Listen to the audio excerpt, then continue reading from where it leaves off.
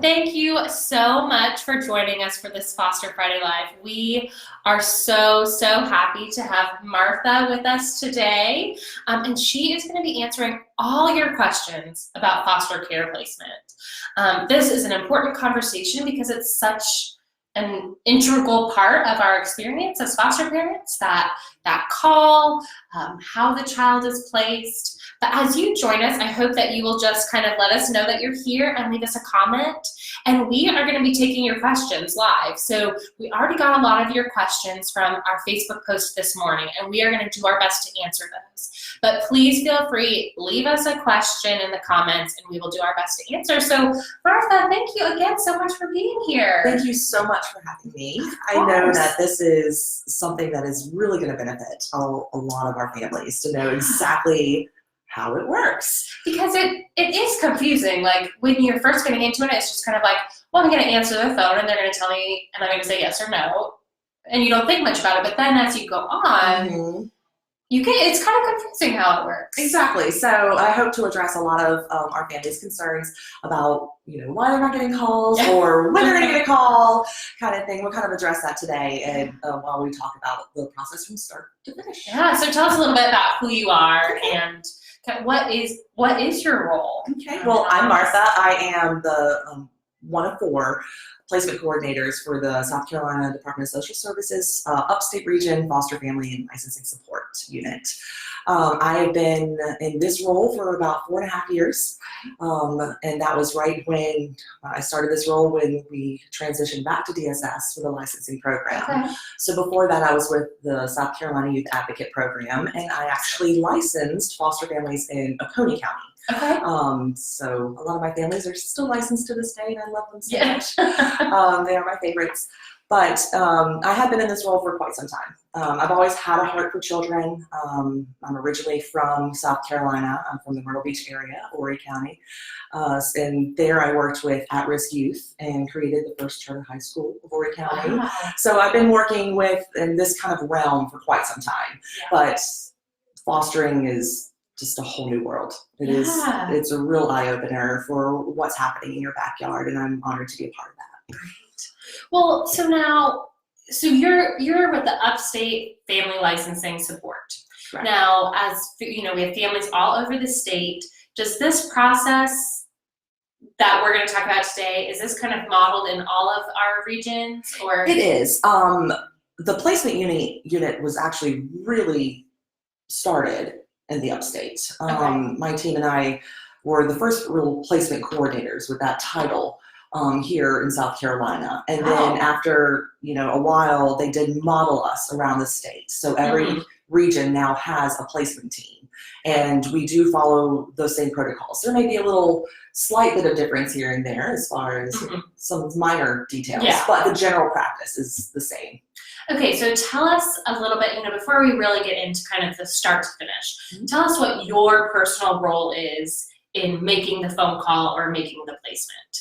Okay, so my role is we receive a referral for a child in need of a home. They've just entered care, or they're already in care. Yeah. And we are the ones who do all the dirty work, so to find them a home. So we will scrounge and work very quickly to help stabilize that child and find them a home, or a group care setting if that is the case. So, and now, so for our families that are watching, we know that children need a home for multiple reasons.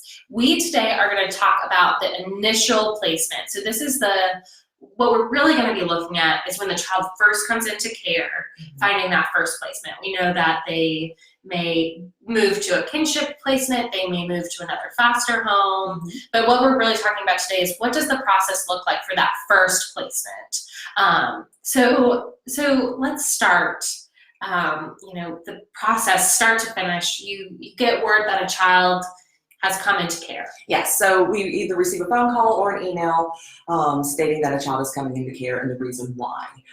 We do receive what's called a universal application. The universal is supposed to be a screenshot of the child as a whole. It's supposed to tell us the good, the bad, the ugly, the situation, what the child's needs look like, what environment would be best for them. So it's our job as placement coordinators to find an appropriate family based on that child's needs. Mm-hmm. So when the referral comes in, we read over all of their information. We'll ask as many questions as possible until we feel confident enough to present that child to someone else and be able to advocate for that child. So my coworkers and I very much advocate for children, even Mm-hmm. children who don't look pretty on paper. Mm-hmm. We will do our best to make sure that everyone understands that look at where they're coming out of. Yeah. And look at the positives. Yes, this happened once, but let's try again. So now, really quickly, I'm sorry to interrupt absolutely. you. That universal, what did you call it? Application. Yes. How often is that really robust? How often do you really get meaningful information? Because I know, being on the receiving end of some of those phone calls, it doesn't seem like there's a lot of information. Not a lot. Say, especially in the middle of the night, right? When a child has been brought into emergency protective custody due to imminent danger, we don't know a lot, especially if the parent is not cooperating or the child is found alone and they're not talking to you. So at that point, we will ask the investigator, whoever is out with the child, Mm-hmm. to just kind of describe what you're seeing. Tell me what you know. Use your heart. Mm-hmm. Ask the child questions, just as you would want to know about a child. Even just what's your favorite color, Mm-hmm. even something like that. Like, I don't know anything about this child, but I know their favorite color is pink. Yeah, and you can do something with that as a foster parent. Go out and get a pink pillowcase. Exactly, or to make them comfortable, because we will always ask those questions. So you can go out and try to reach that child with something they like. Okay. So if we don't know a lot about a child, we'll let you know, hey, we don't know much, but this is what we know. And it's usually their name, general age, if we don't have an exact birth date, and their race and the situation in which they were found. The younger ones, are they potty trained? That's the first thing we need to know. Are they speaking? Do they seem developmentally delayed in any way? What do you see if you are not able to speak to someone who knows the child? At that point, those are, some children we have known for a while because we've had open treatment cases. So we've asked that caseworker to please tell us as much information. You've worked with this child, you've interviewed this child, you visited them at school. And just a really quick sentence, can you tell people, what does that mean, if they have a treatment case already, but they're not in foster care? Yeah, so, sometimes there's no imminent danger. There's been a report made that there's concern, but it's something that can be remedied so we can preserve the family. It's family preservation, and services are put in place, and there's a different type of caseworker that works with that family to try to keep their children out of care. Right. Because it's the last thing we want to do. So many families don't know. So many people, not even just foster families, they don't know that. That's not something they're familiar with. So thank you for sharing that. Absolutely. Even when children leave care, sometimes it remains a family preservation case. We follow that family. So, those children, we should know lots about them. So we can tell you lots about them. I know my unit and I pride ourselves on doing some digging in the system when we have time to see if there's anything else that we can find out about the child. And we pride ourselves on letting you know as much as possible, even if that means you have to tell us no. Because we'd rather tell you too much than have any surprises. And usually if there is a surprise, we didn't know about it. And thank you for telling us. Because I think sometimes there's maybe this feeling with foster parents, and I know that I have been guilty of this myself, so I won't take myself out of it, but feeling like the person I'm talking to on the phone is trying to keep things from me, or, trying to get me to say yes because they're desperate, and I understand that. But then you're right, it makes it, when it's a surprise, it makes it so much harder to get past that than if you knew what you were getting into. Yes. So I said yes to a child, and then when they came to our home, they were like, oh yeah, he pulled a knife on the principal, but we're not really sure about that. And I was like, oh, this is a whole different situation than I thought I was getting myself into. Well, we usually, in my unit, really, if that happened, we're going to let you know that happened. And we may try to say, but this is why. Right. And I don't mean to say that that person wasn't, it was a part of a large sibling group too. So things might get lost, or they might have come out after they called me. But Yeah. So yeah, we really try to tell you from the beginning. That has only happened once. I don't want to freak you. Like, that was just a one-time thing. It happens. It does happen. You're not the first it's happened to. We're all like, oh, good to know. Yeah. Let's move forward. And I can laugh about it now. Yeah. But I know it can be scary, especially in initial placement. Just entering foster care, that child's scared to death. You're scared to death, especially if it's your first time taking a child. But with the placement process, do you want to start talking about let's how start it works? the actual process. Okay, so now we've gathered all the information we possibly can about this child. Mm-hmm. So we have what's called the master bed list in my unit, and it's a spreadsheet of every family of the 10 counties of the upstate that we serve. Mm-hmm. So we'll start assessing our families for an appropriate match for that child, and we take the age and your preferences that you've given from your child factors checklist that you complete during the licensing process, what you will and will not accept in your home. Sometimes we may still call you because we have to, but we make sure to disclose what's going on and if that was one of your factors. You just tell us respect for the family. Yeah, but we have to call you to let because you do have an open bed. So who is the first person that you call? The first person I call? Like, you've got a child. How do you determine who that first family that you call for that placement is? We start in county. So we have like a worksheet that we work off of. So I'll start writing all the names down, and I go through the whole bed list. I kind of have it memorized, and so do my coworkers. I know exactly who's available.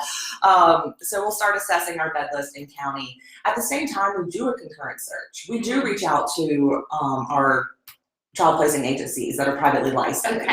So, because I think that's one of the, maybe we'll call it a misconception, or maybe that privately licensed families are called last. Yeah, there is a bit of misconception, and I'd love to address that. So we always will try our best to send most of our referrals to our privately licensed agencies. Sometimes, we're in time constraints. If we're working on numerous children, we found placement in county, because sometimes the first family that says yes, if they're a good family, you're going to place with that family. We are going to, place with that family. If we know, like we've had a conversation with another licensing agency, and they kind of let us know what they have available, we're going to reach out to them as well immediately and be like, hey, I saw that you have a family that could take this age group.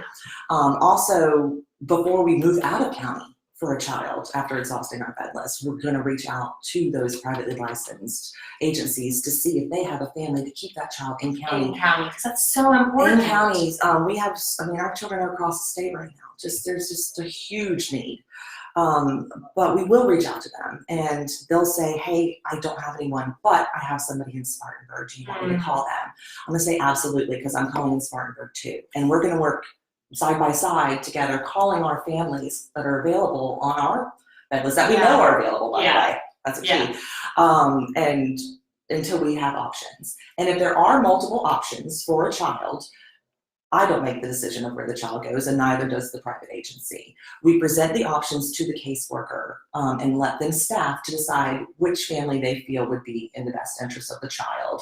Most of the time it is due to location, or if they have a relationship with one or two of the families, that kind of deal. Right. So now, we're going a little bit out of order, but while we're talking about privately licensed families or private agencies, who is involved in making a placement to a privately licensed family? And I guess maybe we should say, for families that are watching, there are multiple licensing agencies. There are. So DXS does license families through Heartfelt Calling, that's the licensing branch, but you do have other options. So a lot of times we have prospective families watching. So in your county, you will have various options of privately licensed agencies, DSS, and then of course therapeutic licensing agencies, which are also private, right? Which are also private. So if you're licensed through a private agency, things just look a little bit different sometimes.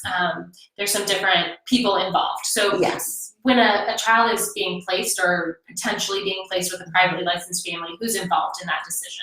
Okay, so when it comes to to the privately licensed. We'll send the referral. We'll send that universal application that we were talking about earlier over to the agency. And we have a point of contact for each agency. Gotcha. Some actually have placement coordinators, and some is the actual licensing coordinators for those agencies that we reach out to. And they assess who their bed list and start calling their families, or they'll let us know that they don't have anyone currently available on their open bed list.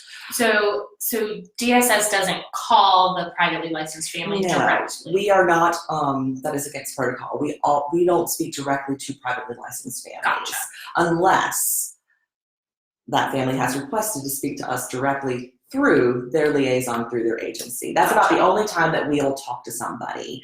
Sometimes we do receive inquiries from other privately licensed families, and we will just say, oh, please, let your agency know that you're available and make sure that you're on their open bed list so you can get a child in your preferences, because I can't just call you directly. Right. And again, I'm kind of going out of order, but same with DSS families, they need to update their preferences or always let their family support worker know that they have an open bed, or that they are updating their preferences, changing their preferences, whatever it may be. They got another bed. Yes. So we do not know in placement when a child leaves your home, by the way. Hey, Kristen. There is, no master system that says, hey, so-and-so's got an opening. We do have some amazing families of ours that immediately text us when they know a kid's going home, or they're like, hey, I have an open bed, and we'll take that right up on the bed list. We'll usually get a call rather quickly. Or we do encourage our families to let your family support coordinator know as soon as possible if things change in your family. We also respect if we call you and you're not available. You're human. You have a life. You have things going on. So if we call you for a kid because you were open, and you tell us no because you have A, B, C, and D going on, it doesn't hurt our feelings. What we're going to say to you is, no worries. Let's put you as do not call for right now. When would you like us to start calling you again? And so we'll update the bed list so we're not calling you and you don't have to keep telling us no. Hey, Mike, thank you so much. And Crystal, thank you. You are a rock star foster parent as well. We are so glad to have you as part of our community. So absolutely. We love you, Crystal. And hi, Director Leach. So, because I know, like, for example, everyone in our house had strep throat. I mean, it was a disaster. Everyone. And we got a call for a placement late in the night, and I just kind of, of course I was like, and my husband was like, no, we all have strep throat. This is a bad time. Like, this would not be the best place for this child. Please tell us.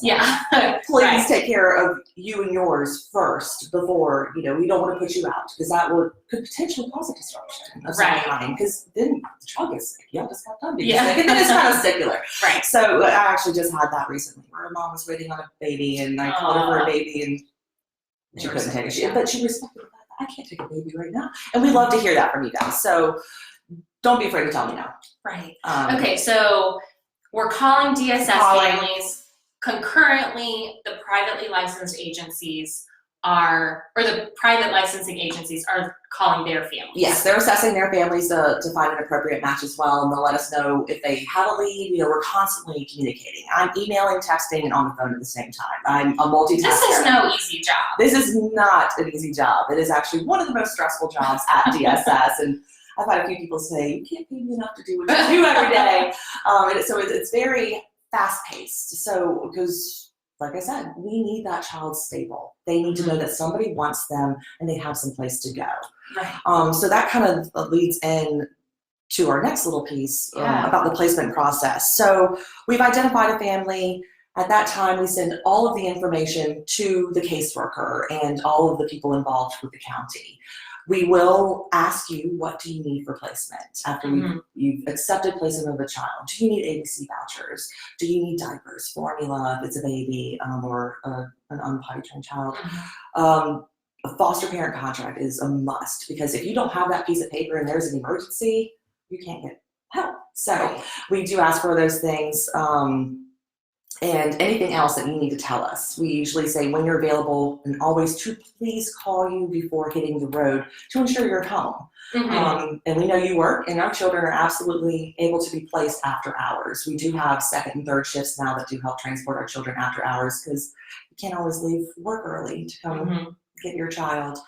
So then at that point, it's in the county's hands, and they place the child. They're the ones who transport. Okay. So I don't come to your home to place the child. Okay. You and I will never meet face to face unless we're in an event together. Yeah. But they'll be placing the child. Okay. Awesome. So now we know that there is, hey, Kendall, thanks for joining us. We know that there is this desperate need for more foster families, especially families that can take siblings, that can take teens and older children. Absolutely. Spanish-speaking families, right? Right. So we have this great need. There's a gap between the number of kids in care and the number of foster families there are. What happens when you call through that whole bed list in county and either everyone has said no or... This is where it gets really interesting. So This is when our jobs get really fun. So after we've really exhausted our entire region using our bed list and using our other placement resources, which are our privately licensed agencies to assess their families, we now reach out to the other regions. And we work through the entire state. There's actually protocols in place for the different age groups. So a child age 0 to 6, under zero circumstances could ever be in group care, unless it's a child of a teen mother and they're going to a teen mom program together. And then the next age group is that 7 to 12 age group. That is our highest need right now. We're desperately trying to keep them out of group care. So what we do with those 7 to 12 children, we exhaust the entire state. We also do what's called change order 11 for those children. And that is what is step down in a therapeutic foster home. So they're a regular level child in a therapeutic foster home. It allows us to access a whole other pool of families that we don't generally have access to. We also do that same process for the 0 to 6 age group. Because I said I cannot put them in group care under any circumstances. So with that 0 to 6 group, we get special permission after we show our diligent efforts to our supervisor. State office will allow permission for us to explore therapeutic options for those children, and they're placed as regular level children in a therapeutic home. So those are our current processes for those age groups. When it comes to our teens, I would love to have more homes for teenagers. Teenagers really kind of have my heart too. Like I've worked with teens for so long. I love teens. I get them. I understand them. But there aren't many homes for teens right now. So we are desperate to license more homes and for people to maybe step outside of their comfort zone and try a teen. So I'm going to interrupt you really quickly. So Director Leach says, what are best practice placement philosophies? Pressure is on. All right, Director Leach. So the best practice for us, always keeping the child close to home. If there are siblings, trying your hardest to preserve a sibling placement. Nothing helps a child more than being with family. You know, we're families first in South Carolina. So if we're able to preserve a sibling. Or keep them in the same county. Or keep them in the same, Or if we do have to separate siblings, we give those families each other's information. So that's something that I hear often is people searching for the siblings foster family. You know, like they have a sibling and they're wanting to reach out to the other foster parent. Let's say they don't get that information at first for whatever reason. How can they find out where the sibling is and get them together? We know exactly where the sibling is. So just reach out to your family support coordinator. They're always a foster family's main contact. So, you know. And your support coordinator is with your agency. Yes. So if you're a DSS family or privately licensed family, you should have a family support coordinator or licensing worker that you can reach out to for support. Right. And we have so many people joining us. Annie, Jill, Shamika, thank you. We're so glad that you're here. This is something that people care about. Yes. You know, we want you to get those siblings together for play dates and, you know, maybe sleepovers. So we'll do our best to connect you guys. Even if it's through another agency, we'll give your information to that agency with your permission, of course. We always ask for your permission before we ever share your information for confidentiality purposes. And then hopefully get you all connected. So, you know, as we're talking about this just desperate need for more families, what happens, when does this become an emergency placement where, if they're placed with the family just for a weekend or until a short term. A short term. Overnight. When does that become an emergency? Okay, so. And we are running close to time. Thank you so much for sticking with us. But yes, I'll be very quick with this one. So at this time, maybe it's after hours, especially on call. A child can, under zero circumstances, stay at the DSS office overnight. Right. So we're looking at emergency placements. And an overnight stay, by the way, is defined as being in the DSS office between the hours of 10:30 p.m. and 6:30 a.m. for more than 4 consecutive hours. Wow. So we are working quickly at night. Right. Which is why maybe that misconception of the privately licensed family is going to call last. You've put in that referral, yes, but you need to. And we are calling their on-call right. as well and saying, hey, do you have anyone? Because we are going to try to place long-term first before trying to do overnight. Right. But unfortunately, due to the hour, we are going to look. Or if there's a family all the way in Charleston that we unfortunately have to place with because there's something local, we're going to place a child overnight if we can. Right. But we'll start calling and seeing who's available. So if you are open to emergency placements, please let your licensing worker know so we know that. Okay. Yeah, absolutely. Yes. So we try very hard. If you have more questions, please feel free to reach out to your support coordinators. They'll get them to us. We'll try to address them in any way. So maybe as we wrap up, if there was one thing that you wanted foster families to know about the placement process or about how placements are made, what would you tell them? Be open. Don't be afraid. We would never put your family in danger.